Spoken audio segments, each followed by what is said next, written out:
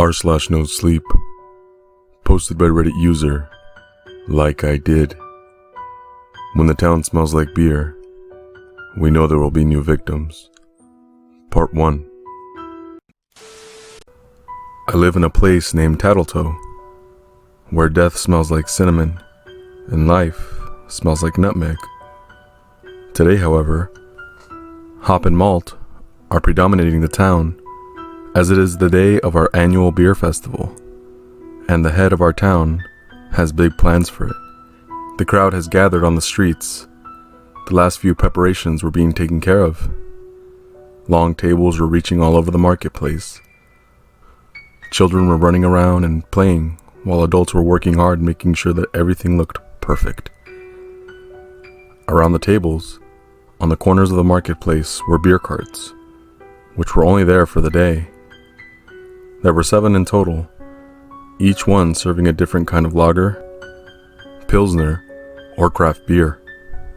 Next to the drink carts were exactly 7 food booths, ranging from hearty meat and potatoes to sweet candy and salty pretzels. Everything had been imported in advance, and naturally, had not been produced in Tattletoe. I loved the beer festival. It wasn't the only time we came together to celebrate, but it was one of our most joyous days next to the regular holidays. I would go as far to say that the beer festival was my second favorite day.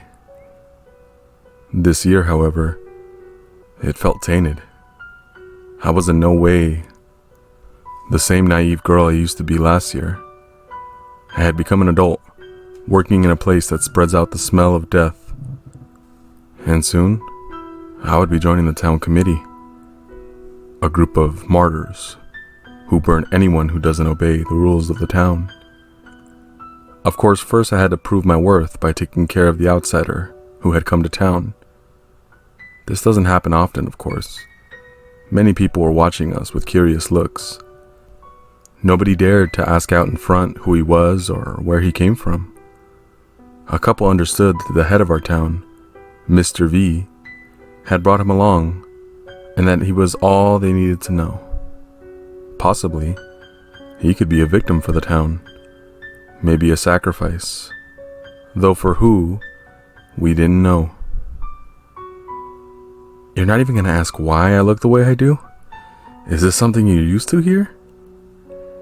Of course, I had been wondering why he looked like the way he did. His clothes ripped and tainted, his face all bloody and bruised. I shrugged. You didn't ask me why my arm was broken either. I did assume a few options there. You either had a work accident, although I know you do work in a bakery, and people don't break their arms often in bakeries. Maybe you fell down during a game or while doing some sort of sport. But I doubt you have a lot of free time for shenanigans like that, so I assume you got it the same way I got mine. I stopped walking and pulled the man closer to the side of the street, away from curious ears. Although I knew whatever he said was by big chance being recorded. So, Mr. V didn't do this to you? I whispered. He laughed. Not directly, but he also didn't care to tell me about the weird rules you have here. I have to admit, asking questions is unbelievably difficult for me. There is nothing more important than questioning everything and everyone. You have to stay critical, but it seems they forbid you to have a mind of your own here. I didn't understand whether this was some sort of trick to test my loyalty, a way to examine whether I would start talking badly about Tattletoe. Will you be leaving with Mr. V tomorrow? He laughed again, but this time, it sounded so much more bitter. No, I don't think I'll be leaving anytime soon. I nodded. The tone in his voice told me what I needed to know. He was a prisoner here. I took a deep breath to collect my courage and asked straight out, "Why did he pick you to come?" The guy turned towards me. He seemed a lot calmer now. You don't have to be afraid to ask questions anymore, at least to some degree. He picked you to be on the committee because he believes you are smarter than the people running it at the moment. They won't harm you. As to me, Mr. V, as you call him, picked me up at a bar and asked me to politely come and join him on this trip. I raised an eyebrow in disbelief. I didn't care how friendly Mr. V acted. Something was awfully wrong with him. We go way back, him and I. We hadn't met personally before, but I've been up in his business for a while now. I knew one of his little helpers very well. Helper? As what I'm gonna be? He shrugged. As we're both gonna be, I guess. By the way, he held out his hand. You can call me Josh. Deborah. We got Josh some clothes at the marketplace and visited the barber. He was undeniably impressed by everything he saw. It was like watching a child in a candy store. His eyes were big and sparkly, like he couldn't believe what kind of little wonderland he'd stumbled upon. Or, well, been pushed into. Hey, can we go to one of the shops next? I really want to talk to that doll maker. He seems wonderfully odd. No, I almost shouted. I guess they didn't tell you about those rules either. You can't buy any of the products made in the shops. They're only for export. Those dolls have teeth and human hair and strangle you in your sleep if you don't pay enough attention to them. Wow, he whispered. So, everything sold here is somehow cursed? I shrugged. It's punishment. I heard one of the exporters started drinking juice from the lemons he needs to send away. He's become a mere shell of his former self since. Alright, wait. Do you know what I find most astonishing? Sure, yeah, the stuff you make here is demonic in some way, but nobody here uses it.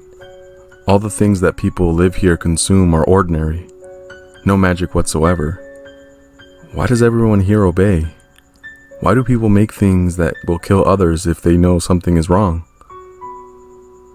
He was on a real roll, and in my opinion, he seemed a little too excited analyzing our lives here. But to be fair, his questions were not uncalled for. The people that try to escape die horrible deaths. The others like living in their little wonderland, I finally said. The town had a distinct cinnamon smell again. I felt like throwing up all day, but at least today the smell wasn't due to any deaths. At least, as far as I knew. Mr. V had ordered for Miss Holly to bake enough cinnamon rolls for the entire town. He called it an experiment, but what he actually wanted to test wasn't clear to me just yet. When I told her the news, Miss Holly looked both shocked and disgusted. Never before had she made anything with cinnamon flavor for the townspeople, not even for a festivity. It was just plain wrong. We both could tell. For a week, we've been making cinnamon for the death. Every single day there'd been a new victim for the crematorium. And now, on the day that nobody died, he wants the town to have that smell again? Miss Holly was fuming. I had never seen her like this before. It was as if she had lost all her calmness in one. Still, she complied and spent the entire night baking. I wasn't there to help, as I had to take care of our newcomers. And even though I trusted Miss Holly, a part of me was afraid she was filling cinnamon rolls with an excess amount of nutmeg poisoning. Or maybe she didn't even have to. We didn't know what eating the cinnamon would do at all. Mr. V could have lied. The sun was beginning to set when Josh and I made our way to the marketplace. Purple garlands were hanging from the buildings. Fairy lights were spread around the tables, making everyone's face light up in the dark light. There was a small Ferris wheel, and even a carousel. They looked just like the miniature ones on the doll maker had created in his store. The shops were locked up, but the lights inside were still on, showing off the wonderful storefronts the owners had been creating over the days. The townspeople had already assembled, and most were sitting on tables. In front of them, I saw big baskets spread around evenly. They were filled with the cinnamon rolls. So far, nobody had dared to touch them. There was one more table in front of the stage. In the middle of it sat Mr. V, and next to him were 2 empty seats, saved for Josh and me. The rest of the committee, however, was spread out around the other tables, with notepads and pens. "The cinnamon rolls will kill them," I whispered. "No, that'd be too easy," Josh responded. We reluctantly walked up on the stage. Mr. V was talking to people at the moment, and everyone was cheering and clapping. When he announced that everyone is free to eat the cinnamon rolls, and that consuming them will not lead to a visit to the crematorium, an eerie silence broke down. Mr. V laughed out loud. "Please, friends, don't be afraid to go after your desires. I know many of you are longing for the cinnamon, and tonight, I want to fulfill that need for you.